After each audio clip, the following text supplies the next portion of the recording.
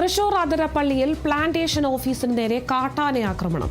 Kalady plantation estate 2-ാം ബ്ലോക്കിലെ A2 division ഓഫീസിന് നേരെയാണ് കാട്ടാനക്കൂട്ടത്തിന്റെ ആക്രമണം. കഴിഞ്ഞ ദിവസം രാത്രിയിലുണ്ടായ ആക്രമണത്തിൽ ഓഫീസിലെ ഫർണിച്ചറുകളും സമീപത്തെ സ്റ്റോർ റൂമിൽ സൂക്ഷിച്ചിരുന്ന വളവും കാട്ടാനകൾ നശിപ്പിച്ചു. ഓഫീസിന് ചുറ്റും സ്ഥാപിച്ചിരുന്ന സോളാർ വൈദ്യുത വേലി തകർത്താണ് ആനക്കൂട്ടം അകത്തു കടന്നത്. പ്രദേശത്ത് കാട്ടാന ശല്യം രൂക്ഷമാകുന്നത് തൊഴിലാളികൾക്കും നാട്ടുകാർക്കും വലിയ ഭീതി ഉയർത്തുന്നുണ്ട്. നിലവിലുള്ള വൈദ്യുത വേലികൾ കാട്ടാനകളെ പ്രതിരോധിക്കാൻ പര്യാപ്തമല്ലെന്ന് തൊഴിലാളികൾ ആരോപിച്ചു. ജനവാസ മേഖലകളിൽ നിന്നും തോട്ടങ്ങളിൽ നിന്നും ആനകളെ തുരത്താനും ജനങ്ങളുടെ ജീവനും സ്വത്തിനും സുരക്ഷ ഉറപ്പാക്കാനും വനം വകുപ്പ് അടിയന്തര നടപടി സ്വീകരിക്കണമെന്ന് നാട്ടുകാർ ആവശ്യപ്പെട്ടു.